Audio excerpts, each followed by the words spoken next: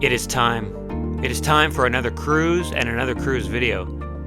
We are here at the Port of Vancouver for my 4th cruise, my 2nd with Princess, and the longest cruise I've ever done. This round-trip 11-day coastal cruise cost us $1,737 Canadian dollars each for an ocean view cabin, which comes out to around $157 per day. That is a bit more per day than I like to pay, but the convenience of departing and arriving from Vancouver was too good to resist. Let me know in the comments if you think it was worth it. We'd be sailing on the Coral Princess, a ship built specifically to traverse the locks of the Panama Canal. See, there she is doing what she's meant to do. We would not be going through the Panama Canal on this cruise. Let's check out her stats for a moment here.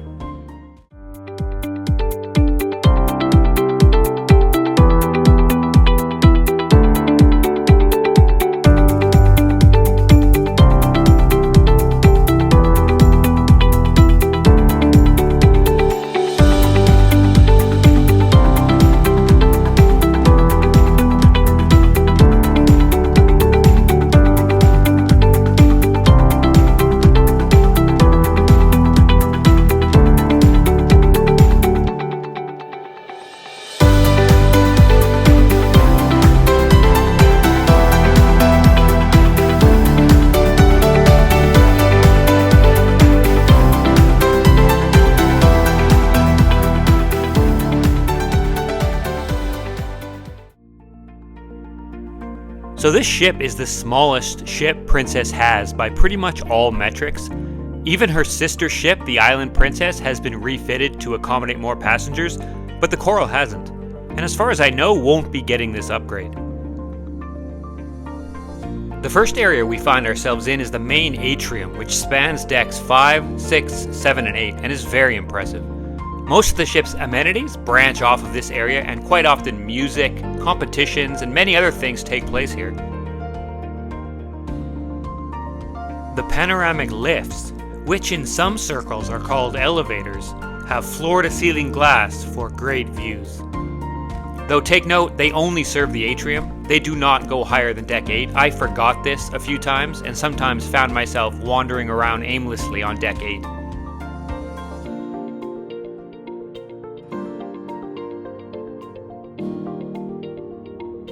As we pulled out of the Port of Vancouver and began the voyage, the pool deck was alive and well with festivities. I actually liked the sail away party, as everyone is in such a good mood. We'll come back up here a little later in this video. As this is my 2nd Princess cruise, I have been upgraded to a gold member. That is Princess's 2nd loyalty tier, though I will admit I'm not too impressed by the benefits this gives me. Like, give me a scoop of gelato at least.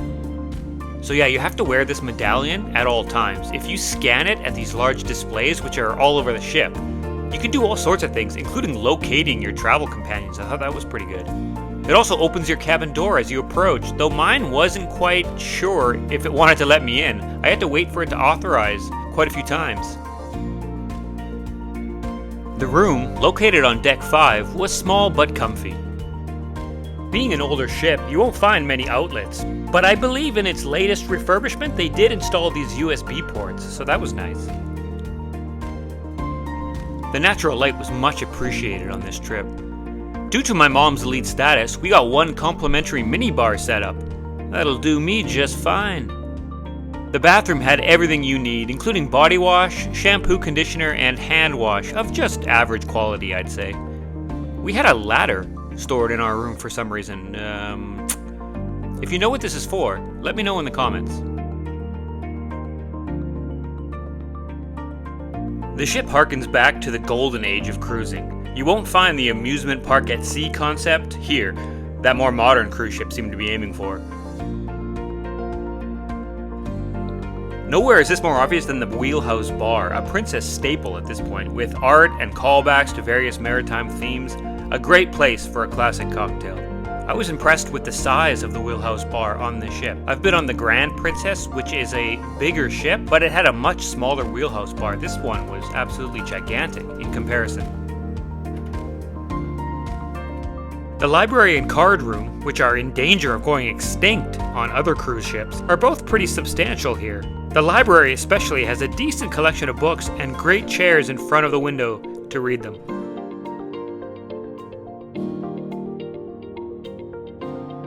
And yeah, here's the card room. They have various games, some puzzles. The good thing about the puzzles is that they're never completed. You can just come in, put a few pieces down, and then take off again. There's also a full wraparound covered promenade with lots of space, seating, and of course, great views.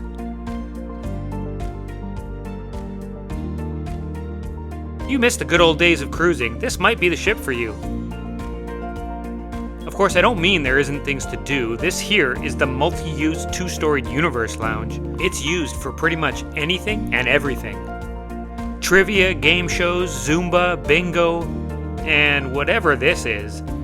It all happens here. They even had one of the theatrical productions in here, though get there early. This was our view of that show. The other production shows take place here at the Princess Theater at the forward end of Deck 7.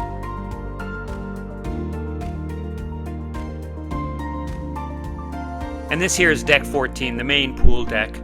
This was a great place to just sit around and relax, especially as we got further south and the weather got a bit better.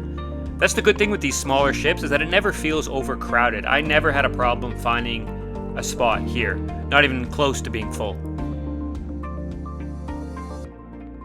And for those cold weather days, the inside Lotus pool is perfect. In here, it's always warm. Alright, let's talk the buffet. The Horizon Court was up here on Deck 14, and like the pool deck, had more than enough seating. It's actually near the front of the ship, which is pretty rare, I think, and gets some decent forward-facing views. The buffet is shaped kind of like a big U, with the hot food on the two sides and then the desserts/beverages at the bottom connecting the two sides. The food was good, as usual, but not many standouts. They had burgers and fries, of course, many different options. There was some healthy stuff too. Here's a salad bar and then some fresh fruit. To be honest, we didn't eat dinner in the buffet very often. In fact, I don't think at all. We ate it in the dining room for dinner. But I was up here for breakfast and lunch sometimes, and it was pretty good. They did have themed dinners. Like here it's a street food night. They had an Indian night and a Mexican night with a fresh churro bar. I like that. The dessert section was where my attention was most of the time. So here's that kind of connecting bit at the bottom where you get beverages and desserts. I thought this was quite well designed here. And yeah, the desserts were great. I mean, just look at some of these lineups. Looking pretty good to me. These ones in particular, these were apple cinnamon cupcakes. I must have had maybe about 6 or 7 of those on that day. They also had a cake day, which I think is standard on most cruises. The tiramisu is what really caught my eye, and it definitely didn't disappoint. Oh yeah! Other complimentary food options up here is the quick service pizza place, the Salty Dog Cafe serving burgers, fries, and chili dogs just like this one. Complimentary soft serve is also on this deck. Needless to say, you will not go hungry walking around this part of the ship. The rest of the food options are back down below, so let's head down there. International Cafe is down on Deck 6, and it is 24 hours. It is light snacks and desserts, complimentary. Perfect for my preferred late night snack of 2 cheesecakes. The Coral Princess has 2 upcharge restaurants, the Crown Grill Steakhouse, and Sabatini's Italian Eatery. I didn't go to either of these places. I find the complimentary food good enough. Plus the main dining room had an Italian night, and I thought, okay, how much better is Sabatini's than Italian night? The ship has 2 main dining rooms, the Provence and the Bordeaux. The Provence is for fixed dining, so you make reservations and you show up at a specific time and you get a specific table with a specific waitstaff every single night. The Bordeaux is more of a just show up, no reservations needed. Both dining rooms were identical, both looking a little dated, but were perfectly fine. The food is what mattered. And here is the food. We'll start with Appy's. Princess Cruises is kind of known for their food, and they didn't disappoint. And then here are the mains. The funny thing is, the one bland meal I had here was this mushroom lasagna on Italian night. That's the one thing I didn't enjoy. And the desserts, I mean, I think they're looking pretty good here. This ice contreaux soufflé was good. It was the first time I've ever had it. Now this dessert, called a chantilly swan, is apparently well known on Princess cruises. It is basically puff pastry with whipped cream. It was good and something a little unique. And here were some lunch options that we had in the dining room. Most of what I had here was pretty good. Nothing was terrible. Actually, these meatballs here, I would classify these as very good. The meatballs on the Coral Princess are very good. What I liked is that lunch at the dining room was also a 3-course meal, so often they included a dessert with it. This is the double chocolate tart here. You don't mind if I do.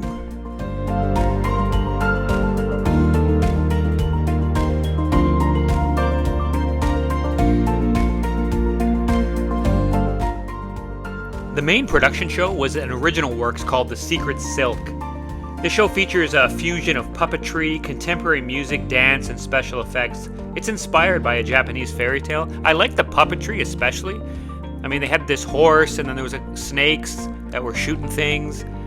This show was pretty good. I like this one. The other 2 production shows were Encore and On the Bayou. Encore was pretty good. On the Bayou, I think, was good. That was the one that we couldn't see, that was in the Universe Lounge, so sounded good. There was various musical performances as well. There was a tribute to Whitney Houston. The one you're looking at here was the female kind of rock show. But the best of all was the tribute to Elton John. This guy here, Jason Ostrowski. I thought he was really good. He actually had 2 shows, but his Elton John show specifically was very good. I mean, look at the crowd into it. As far as a cruise ship crowd, they're going nuts right here. This was the Mighty Quinn. He just did kind of weird and random things. They were impressive, I'll give him that. Especially this one here, riding a unicycle, juggling while eating an apple. Gotta give him props for that one. There was other forms of entertainment too. There was a couple comedians. There was a magician on board. I did not go to the show. There was a naturalist on board too who held various seminars on the animals that you'd find along the western coast of North America. I went to every one. I think there was 4 or 5 of them in total.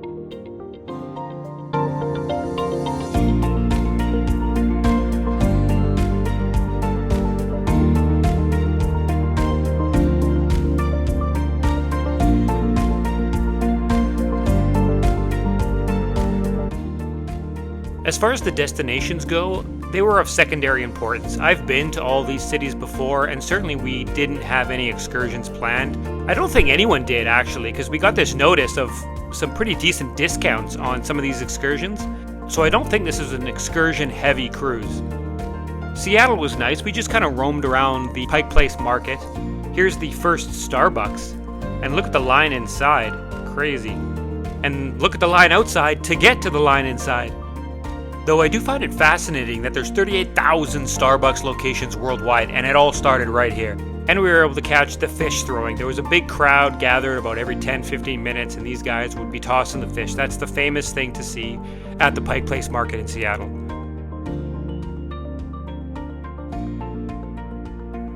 So this was us coming in to San Francisco. This was first thing in the morning. They announced when they would go under the Golden Gate Bridge. So I got up at about 5 a.m. to get this. A few other people were out there too, to go under the Golden Gate Bridge. So it was my first time seeing the Golden Gate Bridge. I was actually more impressed with the Bay Bridge. We had to go under the Bay Bridge because the regular cruise port piers were taken up, and because of the Coral Princess's small size, we could fit under the Bay Bridge. I actually thought this was a nicer look in general, just because you got the skyline of the city right there as well. So that was pretty cool.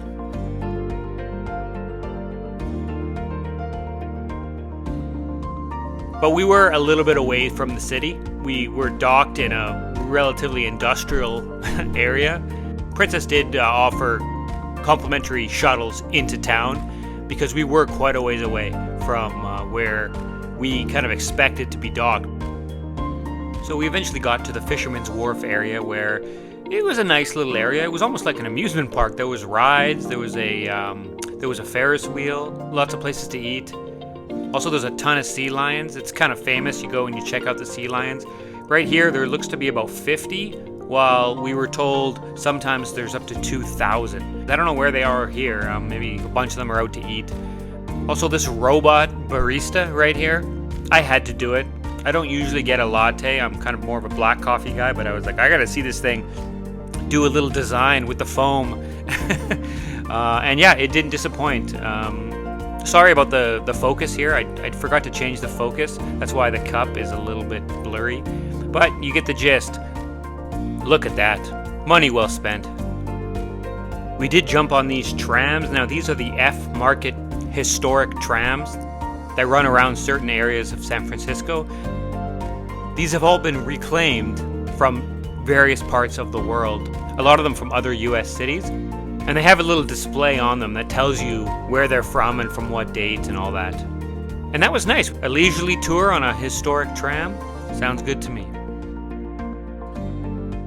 Leaving San Francisco, we had to go under the Bay Bridge, of course, again, and we really got a good sense of how close this ship is to the Bay Bridge. Like, it just really fits under there. Woo! Just made it.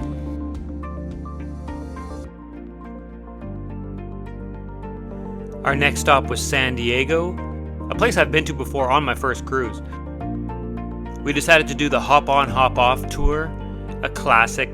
Funny thing is, we actually didn't hop off at all. We just kind of went around. We did the 2-hour circuit of San Diego. We went over the Coronado Bridge into Coronado itself, which was quite nice. It was actually a beautiful little town with a nice beach. Looking back on it now, I kind of regret not getting off. Oh well, next time I'm in San Diego, I'm getting off this thing. But we had a good little tour here. So as you can kind of tell, we didn't have a ton planned. Like I said, the destinations were kind of an afterthought for us. We just wanted to kind of go and experience the ship. And that continued in LA. The LA cruise port is kind of out in the middle of nowhere. We took an Uber to the one place I did want to visit, In-N-Out Burger. I've never had it before. I ordered it animal style, and it did not disappoint. It is a delicious burger. Tasted very fresh. 2 thumbs up to In-N-Out Burger. And that's it. We were headed back north. We had 2 full sea days back to Canada. It actually got quite windy at certain points. It turned it into a wave pool. I mean, look at the pool here. They put sick bags out. That's how you know a cruise is rocking and rolling, is when the sick bags come out. And I overheard quite a few people saying that they felt ill. We finally did see some wildlife, and these are some whales that we saw. Now, I saw multiple groups of them. I don't know if this is one pod or multiple pods, and this is them migrating from Alaskan waters down south for the winter. I think these are humpback whales. I'm actually unsure. I don't know. If you know what kind of whales these are, let me know in the comments. But it was cool to see. Throughout the entire 11 days, I was on the lookout for something. Anything. And that was pretty much it. Our last stop was Victoria. I didn't get off except to get a couple of these shots right here. We woke up the next day and we were entering the port of Vancouver. And we disembarked after 11 days at sea. It's back to our regular life. Okay, so the Coral Princess scorecard. 6 out of 10 for the condition of this 23-year-old ship.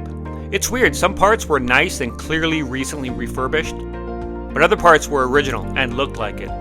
It's a perfectly livable ship, it's just showing its age in some areas. The crew were all great and always in good spirits. Our room attendant cleaned our room twice a day and always seemed to know when we were away, even for just a little bit. I noticed and appreciated her promptness. Also, because we dined in the Provence dining room, we had the same 2 waitstaff, and they were brilliant every time we were there. The food I thought was great overall, and a little better than my previous Princess cruise. There was only one dinner in the dining room I recall not enjoying. Everything else was good. The buffets tend to be very similar, so it's hard to pinpoint certain things that stood out. But I appreciated their attempts at changing it up with their theme nights. And the desserts, they were mostly good. No complaints there.